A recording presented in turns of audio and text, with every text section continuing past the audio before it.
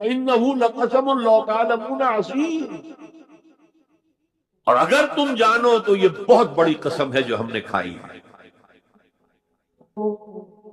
اس وقت کا انسان کیا سمجھتا کہ ستارے کہاں جاتے ہیں، کہاں غروب ہوتے ہیں، کہاں گرتے ہیں؟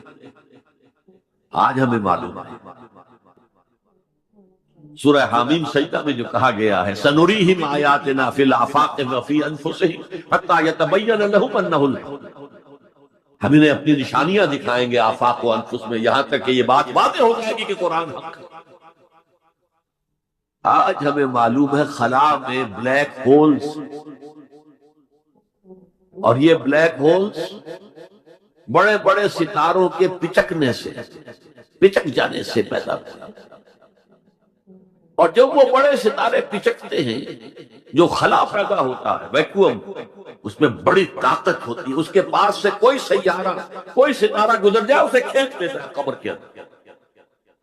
یہ بلیک ہولز کا تصور، اسی لیے اللہ نے اس وقت کے لوگوں کے لیے کیا کہا، فلا اقسم بمواقع النجوم وانه لقسم لو تعلمون عظیم، انه لقرآن کریم، یہ بہت باعزت قرآن ہے، فی کتاب مکنون، ایک چھپی ہوئی کتاب ہے، لا یمسہ الا المطہرون، اسے چھو ہی نہیں سکتے مگر انتہائی پاک ہستی۔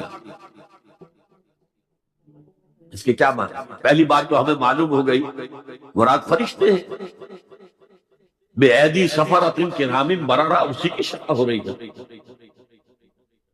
اسی سے ایک فقہی مسئلہ نکالا گیا کہ بغیر وضو کے ہاتھ نہ لگاؤ، لیکن اس کا اصل مفہوم کیا ہے وہ سمجھیے، قرآن کی روح تک کوئی نہیں پہنچ سکتا جب تک کہ تزکیہ نفس نہ ہو گیا۔ اگر حب مال، حب دنیا، حب جاہ، حب شہرت، اگر یہ تمام محبت میں دل سے نکل نہ جائیں تو قرآن کی روح تک آپ کی اپروچ نہیں۔ مولانا روم نے کہا ہے، اگرچہ ذرا میں سمجھتا ہوں کہ انہوں نے بہت سخت الفاظ استعمال کیے، ماذ قرآن مغزہا برداشتے استخاں پیش سگا انداختے، ہم نے قرآن سے اس کا مغز لے لیا، جو ایسنس سے وہ کھینچ لیا، ہڈی کا گودا جو ہے وہ ہم نے نکال لیا، ہڈیاں ہم نے پھینک دی ہیں کتوں کے سامنے جو لڑ رہے ہیں۔ علم کلام کا مسئلہ ہے صفات حق حق سے جدا یا عین ذات، قرآن مخلوق ہے یا نہیں ہے، غیر مخلوق، اور بڑے بڑے ہو رہے ہیں اس کے اوپر، یہ کتے لڑ رہے ہیں ان ہڈیوں کے اوپر۔ ہم نے اس میں سے اصل شے نکال لی، وہ کیا ہے؟ اللہ کی محبت، اللہ کی معرفت، یہ ہے اصل شے۔ ماذ قرآن مغزہ برداشتے استخاں پیش سگا انداختے۔ تو جب تک انسان کا باطن پاک نہ ہو جائے وہ قرآن کے چھلکوں سے کھیلتا رہے گا، چاہے وہ کہنے کو مفسر ہو، قرآن کے باطن تک کبھی نہیں پہنچے۔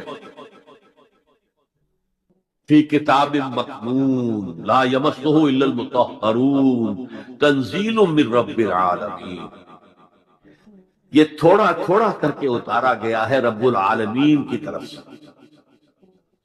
انزال کے معنی ہے دفعتاً اتار دینا۔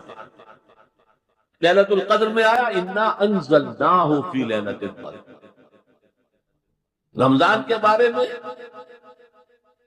شہر رمضان الذی انزل فیہ القرآن، باب افعال، لیکن حضور پر ایک دم نہیں اترا، تھوڑا تھوڑا تھوڑا تھوڑا 23 برس میں جا کر اس کی تکمیل کی۔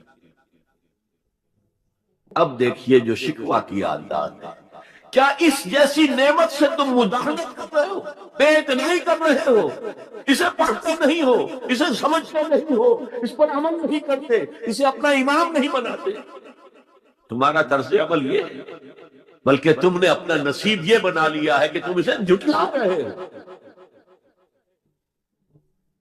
غور کیجئے، جھٹلانا جو ہے دو طرح کا ہے، ایک ہے زبان سے کہنا، یہ نہیں ہے، کوئی اللہ کا کلام نہیں ہے، یہ قرآن وغیرہ جھوٹ سب اساطیر الاولین ہے، یہ محمد نے گھڑ لیا ہے وغیرہ وغیرہ، جھٹلانا ہوگا۔ ایک جھٹلانا ہے عمل سے جھٹلانا. مان تو لیا اللہ کا کلام ہے لیکن اس کی حرام کردہ شے کو اپنے لیے حلال کیا.